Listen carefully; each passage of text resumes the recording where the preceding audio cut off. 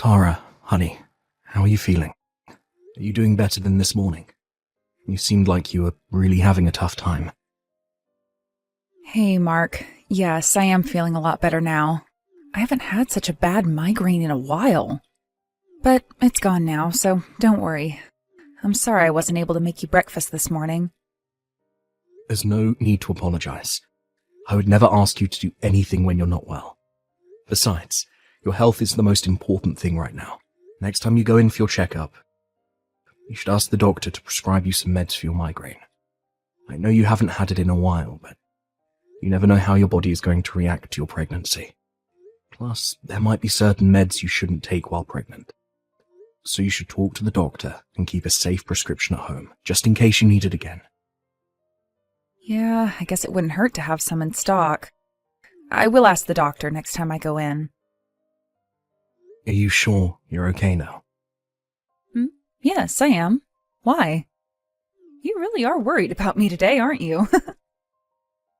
You might have had a migraine this morning, but I've been worried about you for weeks. You seem bothered by something, and you've been sighing a lot these past few days. Is everything all right? If you need to talk, I'm always here, you know. I know, honey. Thank you. It's just that the baby is arriving so soon, I'm not sure if I'm really ready for all the change. I guess I feel kind of unsettled. So, yeah, that's been on my mind lately, hence all the sighing. Sorry, I didn't mean to worry you so much. It's all right. I kind of guessed that's what's been bothering you. I totally get it. Nothing can really prepare us enough for this big change. I know I need to be strong. I mean, I'm going to be a mom soon. I should just suck it up and stop worrying. Tara, I know I will never be able to understand the true hardship of what you're going through as a woman, but everything will work out. I don't want to sound irresponsible, but I'll say it anyway. I think it's really important for us to think positively right now. I know. I agree. There's no need for you to suddenly become a great mum. I mean, you already are. But I'm sure you'll become even better with the baby, right? We'll learn from the baby as much as the baby will learn from us. I'm sure if we do our best, we'll become stronger along with the baby. You're right. Thank you, Mark. I think I feel much better now. I'm really glad you shared your honest feelings with me. There isn't much I can do before the baby arrives but to stay by your side. So if you need to talk, I hope you'll come to me. I'll do anything to make you feel better. Anything? Are you sure? You want to cook dinner tonight, then? Yeah, sure. Why not? I wasn't going to ask you to make something anyway. You're not feeling well. You should rest. I'm just kidding, Mark. I'm making dinner tonight. I'm totally fine to cook. Besides, I need to move around a bit more anyway. A little bit of exercise is good. I've been too much of a couch potato lately.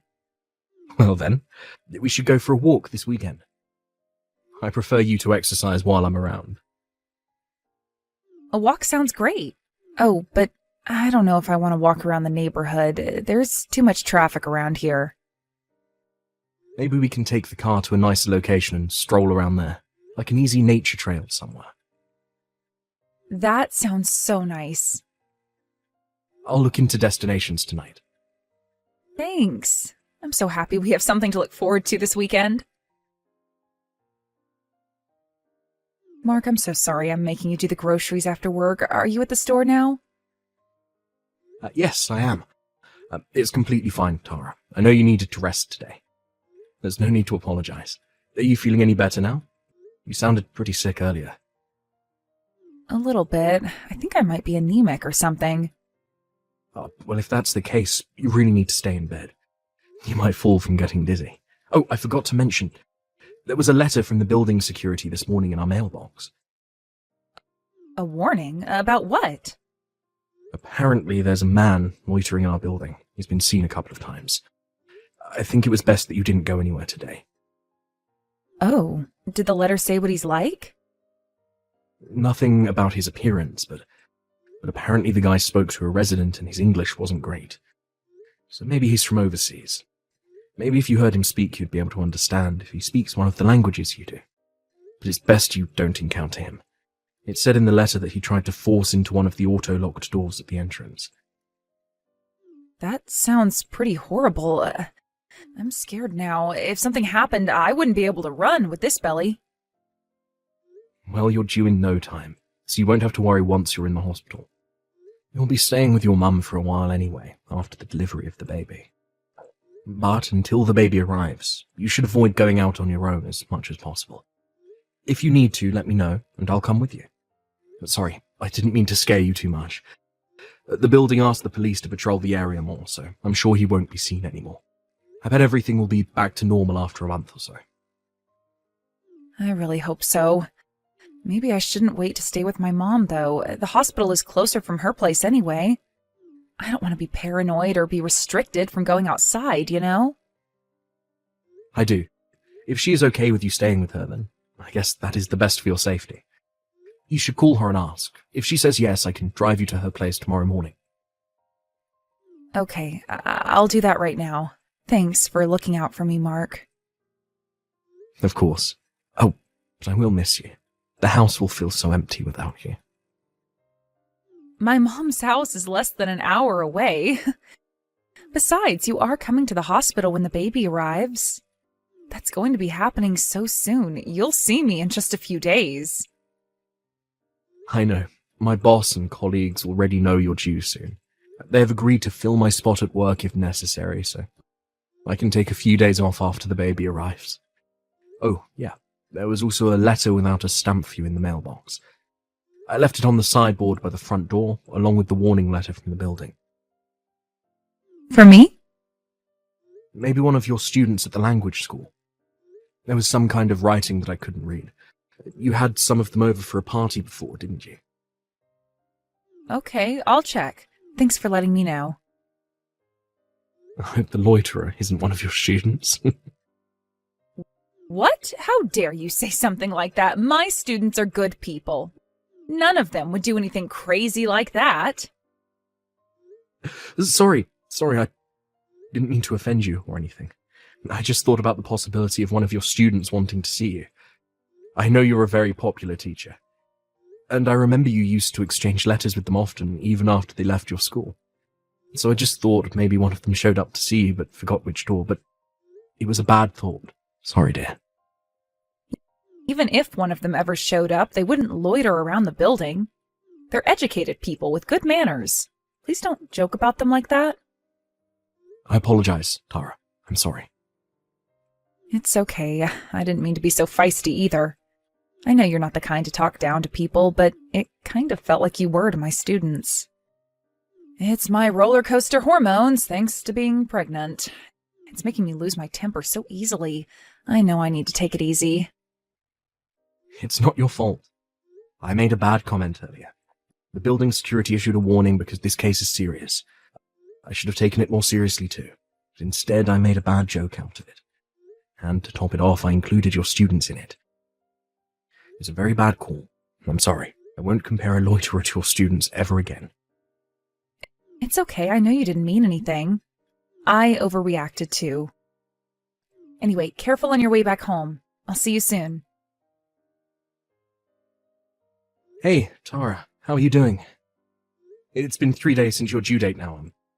Have you gotten any signs of the baby arriving yet? I couldn't get a hold of you yesterday, so it's worrying me. How are you feeling? Let me know as soon as you get a chance, please. I just want to make sure you're doing okay. I'm sorry, Mark. I couldn't reply to you yesterday because, well, things have been rough.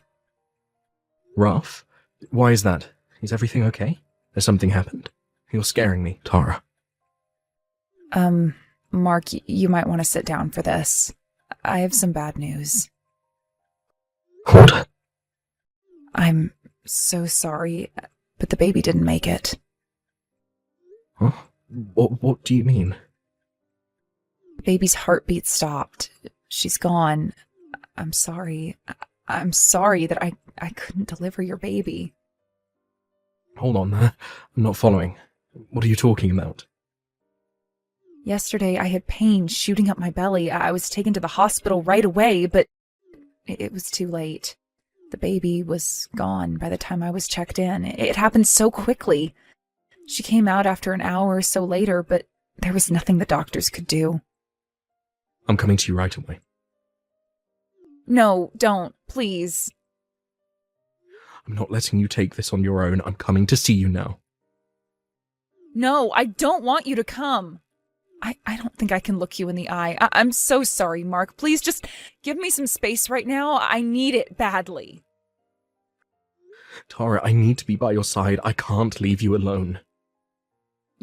You will make it even harder for me, so please, I am begging you to leave me alone for a few days. I am in complete shock right now.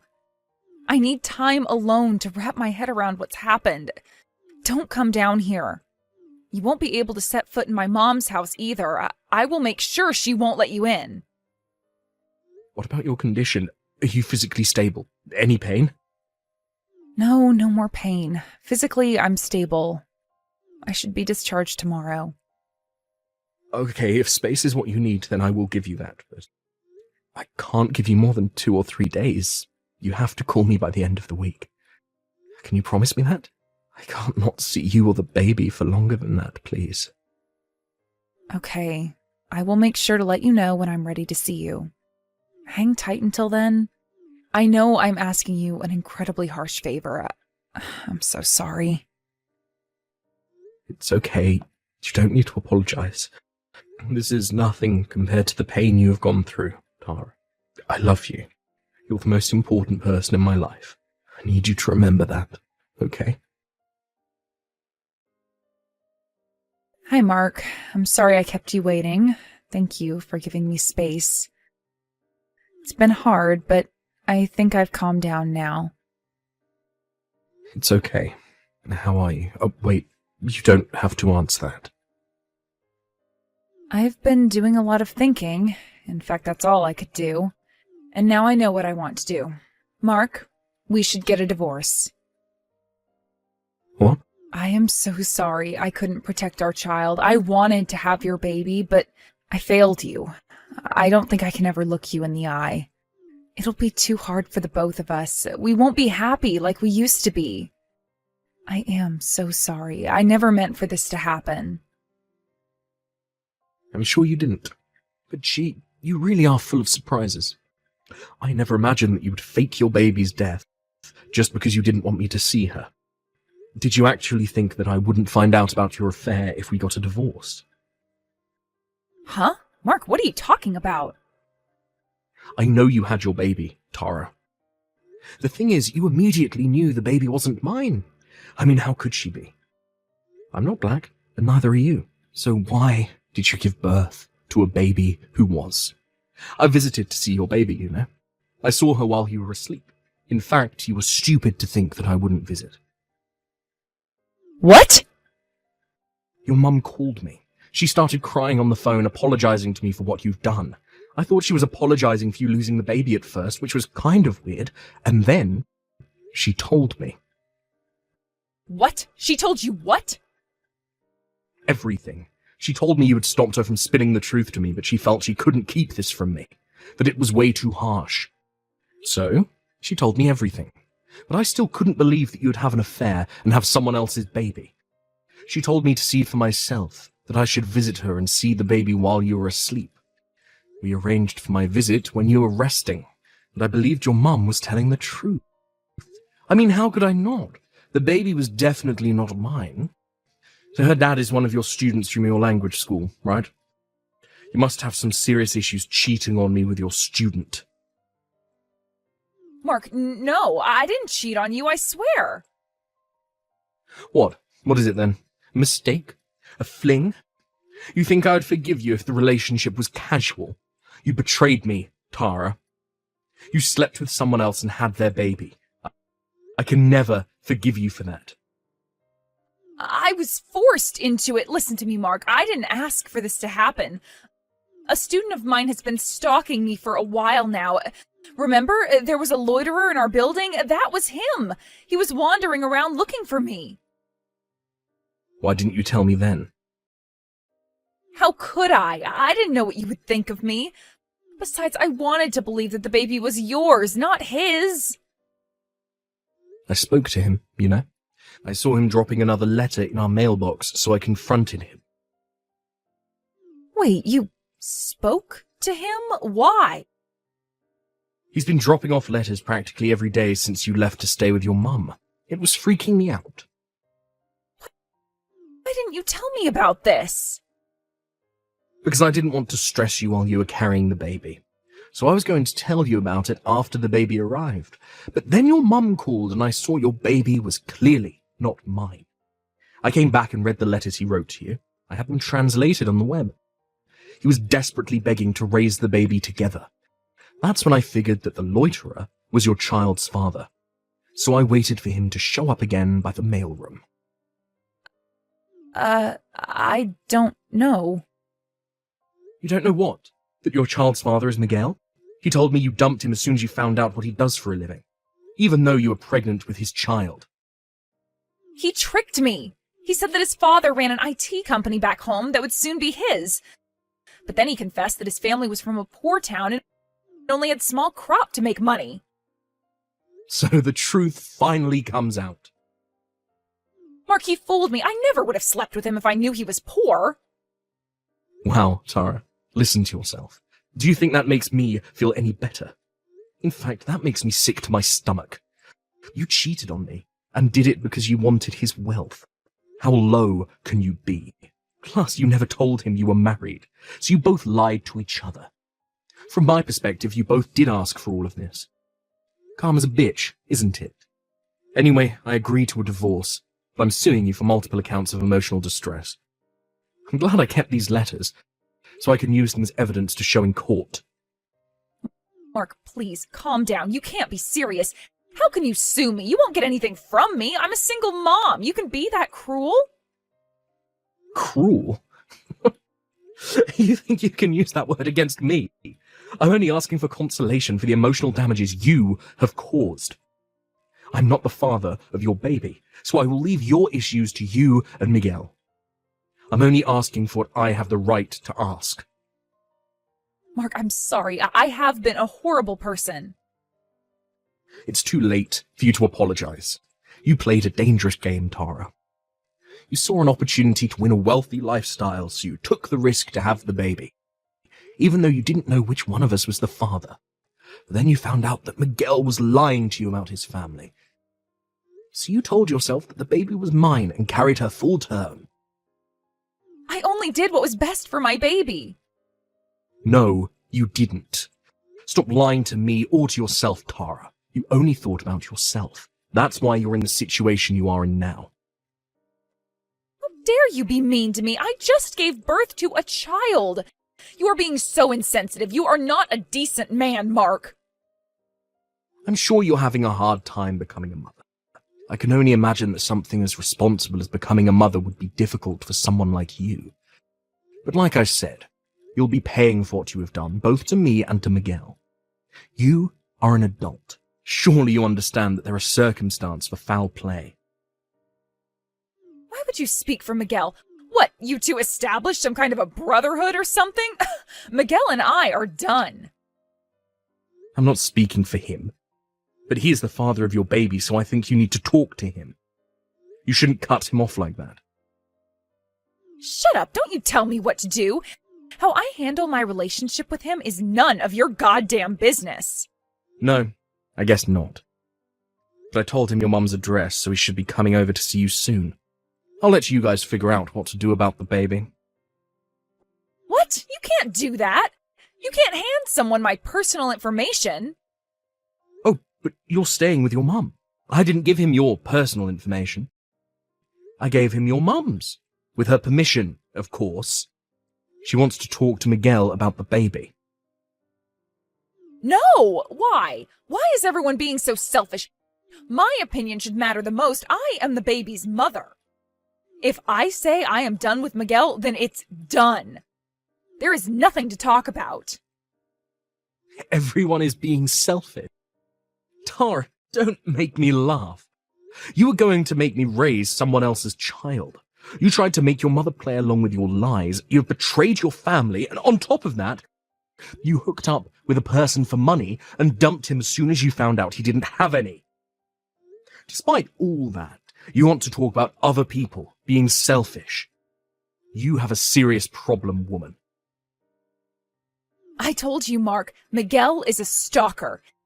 He is obsessed with me. I am telling you the truth. He has scared me many times. Don't you see?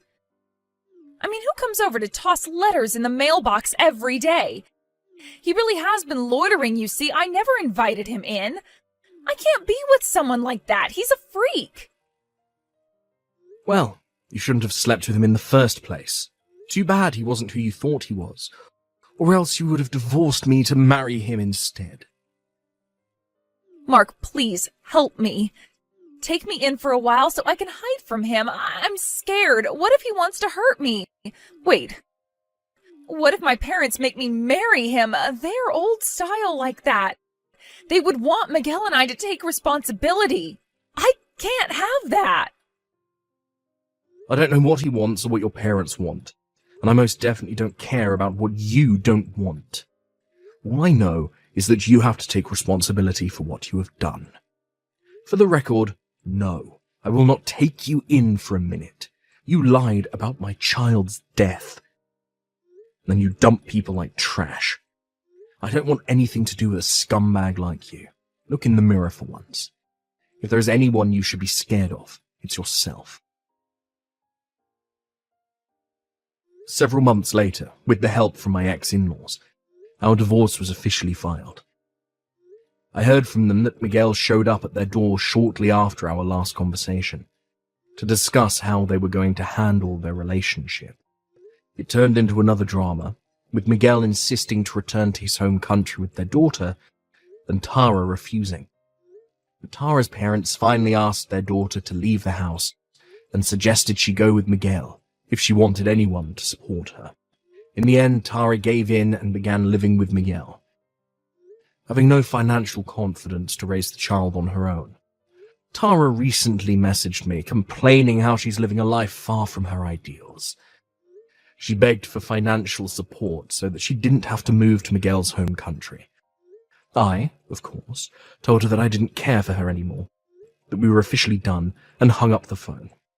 I immediately blocked her so that she doesn't bother me again, but I hate that she had the nerve to call me, so I'm thinking about changing my phone number. I honestly don't care about what Tara is going through right now. I sometimes wonder if Miguel chose the right path staying with her. But it's probably best for the baby, since leaving Tara to raise the child on her own is too risky. She must be miserable living with a man she once dumped. She deserves every bit of it. And I hope she realizes the magnitude of what she's done. After the divorce, I moved out from the condo I used to live in with Tara, and I now live on my own. The fun memories we shared up until the pregnancy sometimes haunt me. I feel so low and sad, but I know looking back on the days won't help me move forward. I know it will continue to haunt me for a while, but I hope time will help me heal. Seeing me depressed, my parents bought me one of the kittens born at their home. I was going to return the kitten after a while, but living with her for a few months, I became completely head over heels.